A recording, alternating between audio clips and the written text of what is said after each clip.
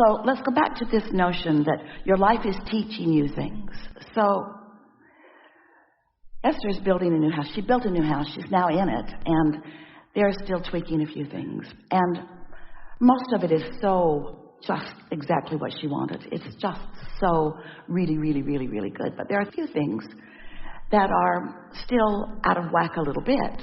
And when Esther looks at the whole of it, it surprises her that the things that are out of whack a little bit are getting an inordinate amount of her attention.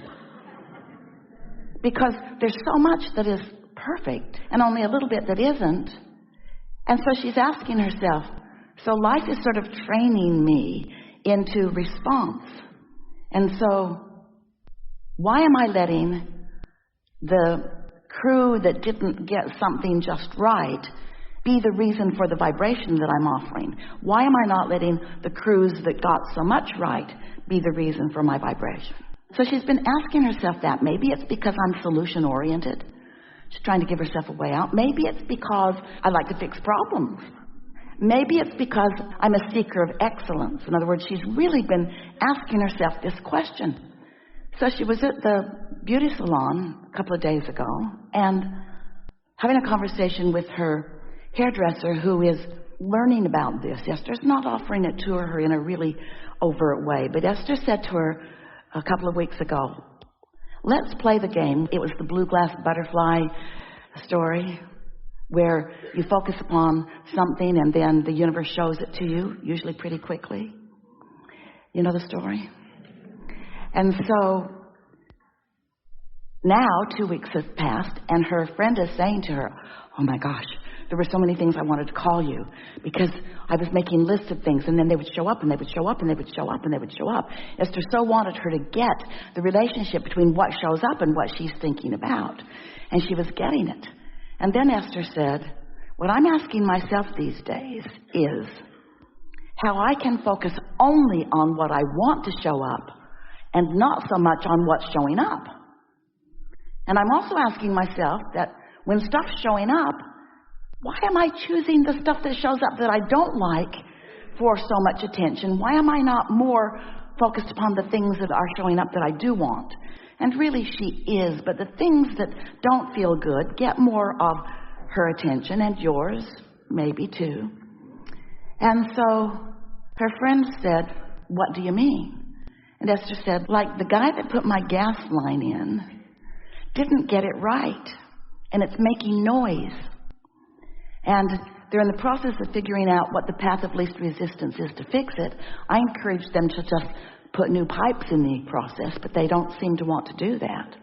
And so her friend is listening and wanting to get what Esther is saying. And Esther is wanting to explain to her friend and to herself that there are choices of what you give your attention to. And in that moment, a girl walked into the cubicle. And she's the manager of the space that all of these individual people are renting.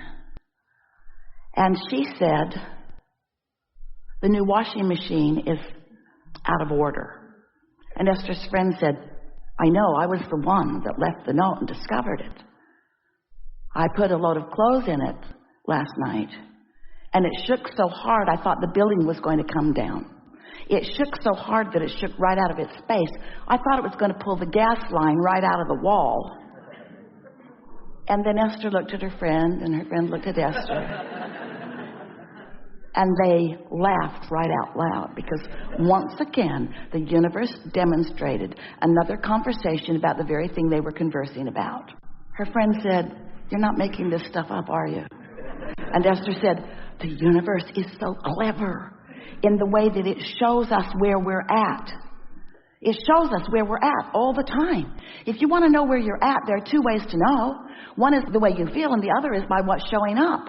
And wouldn't it be nice if you could know by the way you feel so that you could continue to focus upon what you want to show up, rather than waiting for it to show up before you acknowledge what you've been flowing? Because nothing is coming at you that you are not wholly inviting. This is law of attraction. There's no law of assertion. There's no law of assertion. It's all law of attraction, which means every single thing you're getting, you are attracting. And you want to scream, Esther does, that can't be right. That can't be right. I cannot, after all this time of knowing all this stuff and thinking all of these wonderful thoughts, I cannot be responsible for some dumb guy,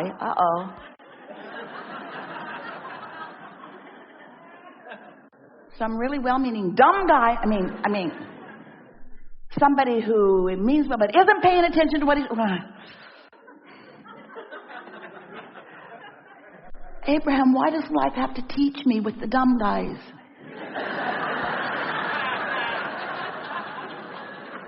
Can I just get what I want? You know, Abraham, if you'd work harder at bringing me what I want, then I would observe only what I want, and then I would offer a vibration only of what I want. Don't you think you guys should work a little harder from the non-physical point of view? And we say, you're the creator of your reality. You are the offer of your vibration. You don't want somebody else messing with your vibration. You want it consistent, and it is. You want law of attraction to be always consistent with you. You want to know by the way you feel what you're doing with your vibration, what you're doing with your emission of thoughts, what you are setting up as your point of attraction. Don't you want to know? And don't you want to feel good? Isn't that the point of life anyway? Don't you want to feel good? So it really isn't difficult at all once you understand that you are the attractor of what comes to you. And of course, when Esther steps back away from the current thing that she's wrestling to the ground and killing, and acknowledges the wonder and wonderment and magnificence of her life experience, she feels like the most blessed person ever. But she's still not letting all the blessings in. She's still not letting in all the things that she deserves, or even most of the things that she wants, because she's still, like most humans, letting life teach her. And by that we mean, and we really want you to hear this, if you are a reactor to what's coming to you, you're not in control of your own experience. But if you are a deliberate offer of your own vibration, you are. Which means simply, you just have to get a head start on it. You just have to wake up feeling good. We know you always do before you remember something that causes you to not. And in that feeling good, then milk it a little longer. Take a walk. Do something nice for yourself. Meditate. Let the vibration of who you really are get a little stronger foothold, so that you are the offerer of a vibration, not the responder or reactor to something else. And when you have control of what you are emanating, and you practice that often enough that you consistently are emanating it, then you are maintaining the vibration of your being, and then everything must react to you rather than you reacting to it. And it does not mean that you're controlling the behavior of others. That's not the point at all. It simply means you're not letting them control you. You're not letting them control your vibration. You are in sync with who you are, and therefore you are dominant. When you connect with who you are, the leverage and energy of that source flowing to you and through you, there are not even words to describe the power of that. And that's why the wonder of your life is so much more than the puny little details that are bugging you. So, we know. Sometimes things are worse than others, and sometimes things are better than others. But it's time for you to gain control of your own vibration, and it's time for you to stop giving others the power of being your scapegoat about why you don't feel good. It's time for you to take control of your own vibration, and then let what comes to you not be a punishment, and not let it be because some dumb person is not doing what they're supposed to do. This isn't a dumb person. This is a cooperative component giving you exactly what you expect. Exactly what you expect. And what's an expectation? A belief. And what's a belief? A thought that you continue to think. It's a habit of vibration that you can change.